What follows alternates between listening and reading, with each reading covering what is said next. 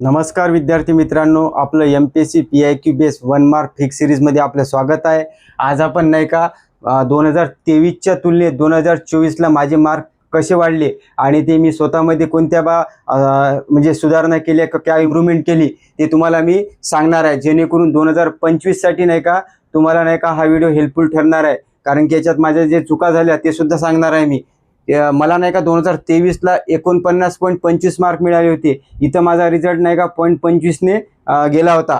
त्यानंतर 2024ला मला नाही का 71.25 मार्क मिळाले होते, म्हणजे जेणे मला नाही का 2023च्या तुलनेत 22 मार्काची वाढ झाली होती। आणि ही कशी झाली होती हे पाहूया आपण। आणि एक महत्त्वाची गोष्ट लक्षात ठेवा, मी 10 पेक्षा जास्त वेळा मेन्स दिलेली आहे आणि राज्यसेवा मी 3 वेळा दिलेली आहे, तरी सुद्धा माझा 49 म्हणजे 0.25 ने रिझल्ट गेला। याचं एक कारण होतं की जे हेल्थ इश्यू सुद्धा होता घरच्याचा, आणि त्यानंतर माझी प्रॉपर रिव्हिजन झाली नाही आणि ते कोणत्या विषयाची झाली नाही। त्यामुळे मी तुम्हाला ते सुद्धा सांगणार आहे की बा ही जर रिव्हिजन आपण केली नाही तर नेमकं आपण सुद्धा पास नाही होऊ शकत। हे लक्षात ठेव जा, हे सांगण्याचा उद्देश हाच आहे। या व्हिडिओमधून काही महत्त्वाचे पॉईंट पाहू, जसे की बा सिलेबसचे नाही का योग्य प्लॅनिंग न करणे। म्हणजे नेमकं कसं माहित आहे का, आपण जेव्हा सिलेबसमध्ये आपल्याला माहित असतात इतके इतके विषय असतात, परंतु आपण सर्व विषय नाही का अभ्यासाला घेतो, म्हणजे सर्व विषय हाताळण्याचा आपण काय करतो, प्रयत्न करतो। तसं करू नये बा।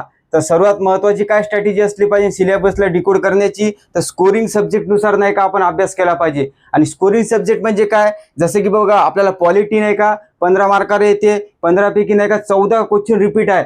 त्याच्यानंतर जिओग्राफीमध्ये 10 पैकी नाही का 9 प्रश्न नाही का रिपीट दिलेले आहे यावेळेस। हिस्ट्रीमध्ये सुद्धा 10 पैकी 9 रिपीट आहे। त्यानंतर इकोमध्ये सुद्धा नाही का 15 पैकी 12 ते 13 क्वेश्चन्स नाही का PIQ बेस आहे। म्हणजे आपल्याला हे आपले स्कोरिंग विषय आहे 4, कारण की हे जवळपास आपल्याला 50 मार्काचे आहे। यानुसार जर तुम्ही सुरुवात केली तर तुमचा नाही का इंटरेस्ट सुद्धा येईल आणि तुम्हाला असं वाटेल की बा मला MPSC सोपी व्हायला वाटली बा, किंवा MPSCचे जे सब्जेक्ट आहे मला त्यात मार्क यायला लागले, त्यामुळे तुमचा नाही का इंटरेस्ट वाढणार।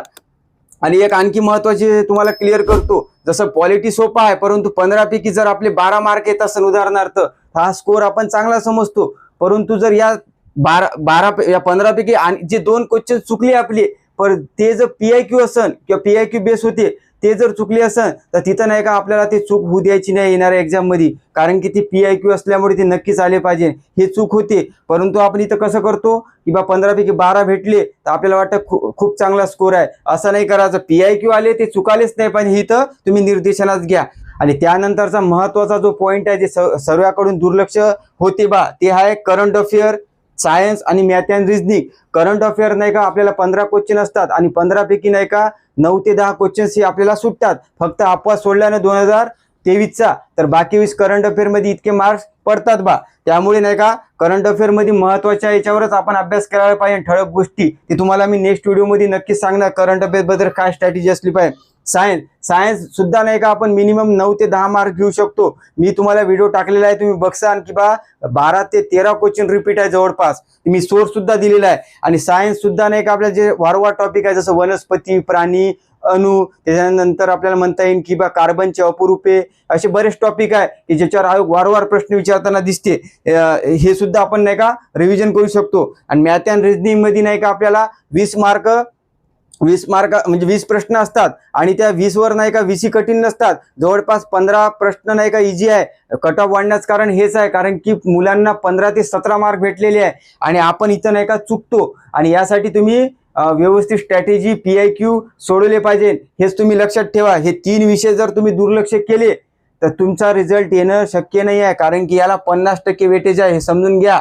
कारण की हेच विषय आपल्याला नाही का पास करणार आहे आणि हाच विषय आपल्याला बाहेर काढणार आहे। या विषयाची रिव्हिजन करणं फार महत्त्वाची आहे, हे तुम्हाला सांगतो। या विषयाला रोज नाही का तुम्ही घ्या, जवळपास अर्धा टाइम यालाच द्या, बाकी अर्धा टाइम नाही का तुम्ही जर या स्कोरिंग सब्जेक्ट सुद्धा दिला तुमच्या विकनेसनुसार तरच चालेल।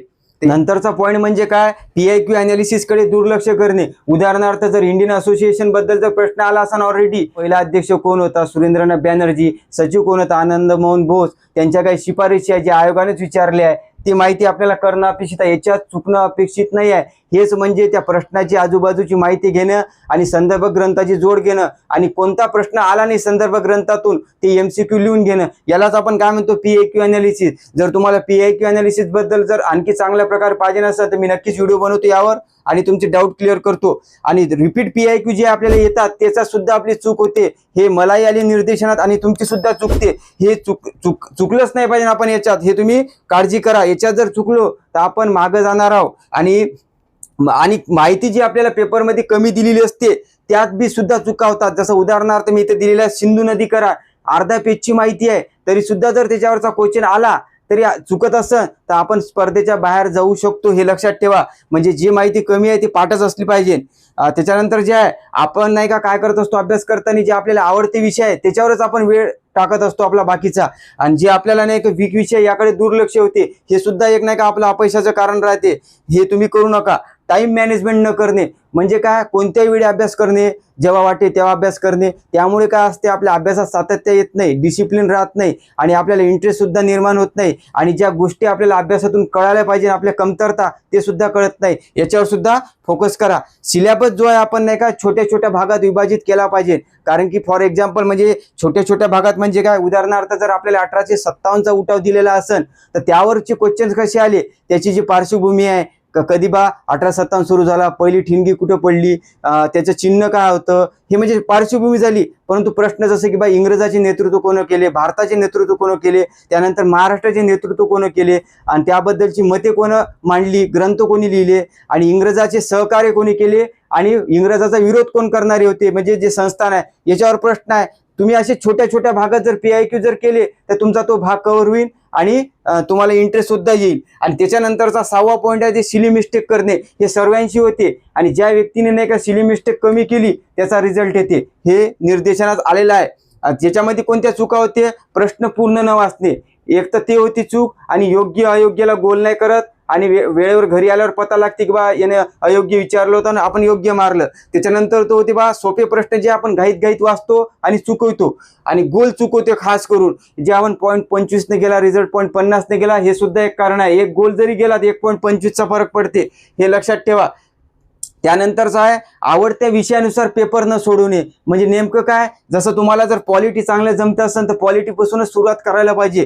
त्यानंतर जिओ जमत असेल जिओ, म्हणजे आवडत्या विषयावर सिक्वेन्स, जेणेकरून तुम्हाला नाही का इंटरेस्ट सुद्धा येईल आणि तुमचा कॉन्फिडन्स सुद्धा डेव्हलप होईल.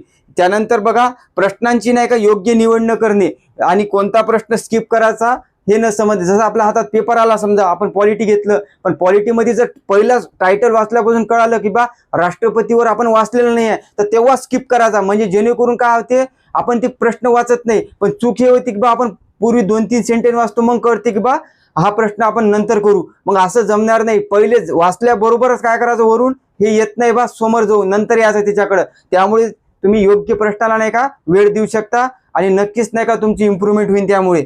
त्याच्यानंतर काय होते, अटेम्प्ट कमी करणे. जवळपास बघा हे फार महत्वाचं आहे की अटेम्प्ट किती करावा.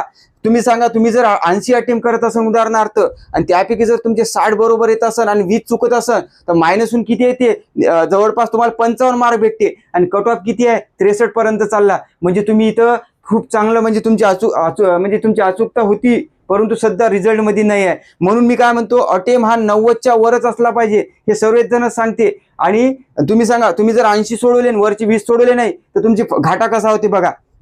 जसा तुम्ही वरची 20 तुम्ही लॉजिकने सोडवले, जर तुमचे समजा 16 चुकली समजा उदाहरणार्थ पकडता आणि 4 नाही का बरोबर आले, ते निगेटिव्ह काहीच नाही आहे ना, 0 आहे. म्हणजे तुम्ही न सोडवले तरी 0 मार्क आहे.